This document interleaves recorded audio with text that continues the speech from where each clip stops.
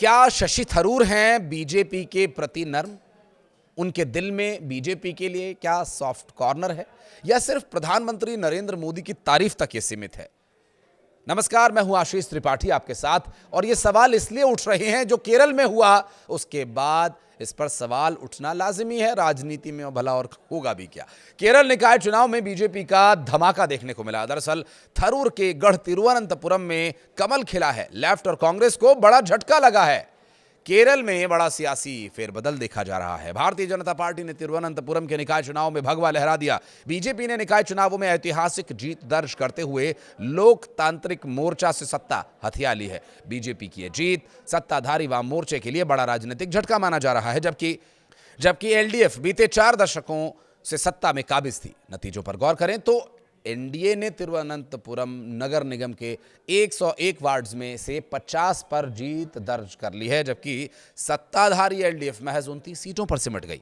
कांग्रेस के नेतृत्व वाले यूडीएफ को 19 सीटें ही मिली हैं। 2 सीटों पर निर्दलीय उम्मीदवारों को जीत मिली। पिछले सप्ताह एक उम्मीदवार की मौत के बाद एक सीट का वोटिंग रद्द कर दिया गया था। केरल में मिली इस शानदार जीत से बीजेपी गदगद है, हौसले बुलंद हैं।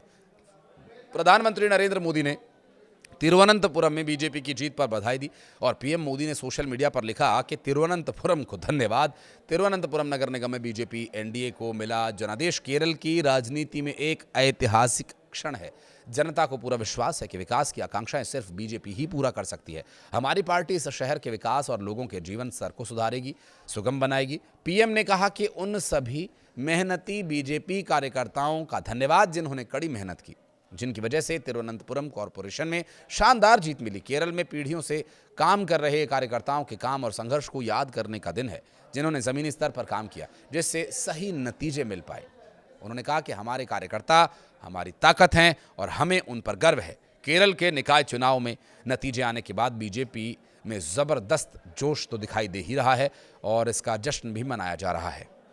तिरुवनंतपुरम कॉरपोरेशन पर 45 साल से सीपीआईएम के नेतृत्व वाली एलडीएफ का कब्जा था, और इस जीत के साथ ही राज्य में अगले साल होने वाले विधानसभा चुनाव को लेकर जबरदस्त बूस्ट बीजेपी में है। तिरुवनंतपुरम 101 वार्ड्स में से 50 पर बीजेपी ने भगवा लहरा करके ये साबित कर दिया। इसके अलावा एनडीए ने पलक्कड़ नगर पालिका पर भी कब्जा बरकरार रखा। यहां एनडीए ने करीबी मुकाबले में यूडीएफ को मात दी है।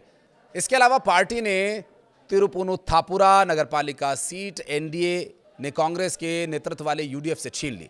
त्रिशूर से सुरेश गोपी ने पिछले साल लोकसभा चुनाव में जीत हासिल की थी, और इसी जिले की कोंडुगल्लूर नगर पालिका में 46 वार्ड्स में से 18, त्रिशूर नगर निगम में 8, गुरुवायूर और वडक्कनचेरी में नगर पालिका में 2-2, कन्नुकुलम में 7, इंजिरालाकुड़ा में नगर पालिका में 6 और चलाकुड़ी नगर पालिका में 1 वार्ड पर बीजेपी ने जीत हासिल की है।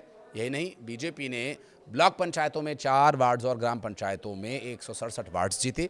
चुनावी नतीजों के बाद कांग्रेस नेता राहुल गांधी ने सोशल मीडिया पोस्ट में लिखा, स्थानीय निकाय चुनावों में यूडीएफ पर भरोसा जताने के लिए केरल के लोगों को धन्यवाद। ये निर्णायक और हौसला बढ़ाने वाला जनादेश है। ये नतीजे यूडीएफ में बढ़ते भरोसे का साफ संकेत है, और आने वाले विधानसभा चुनाव में बड़ी जीत की ओर इशारा करते हैं। कुल मिलाकर केरल के नतीजों ने साफ कर दिया है कि केरल में मुकाबला अब 2 तरफा नहीं रहा। बीजेपी शहरी इलाकों में अपनी जड़ें मजबूत कर रही है। यूडीएफ वापसी के संकेत दे रही है। एलडीएफ को आत्ममंथन की जरूरत पड़ सकती है। आने वाले महीनों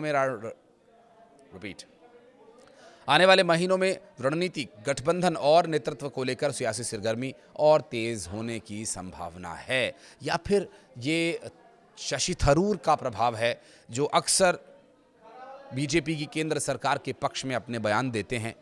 उनकी बातों से केरल के ये नागरिक प्रभावित तो नहीं हो रहे हैं, क्योंकि यहाँ शशि थरूर की भी बहुत ज़्यादा स्वीकार्यता है। आपको क्या लगता है, बताइएगा। धन्यवाद।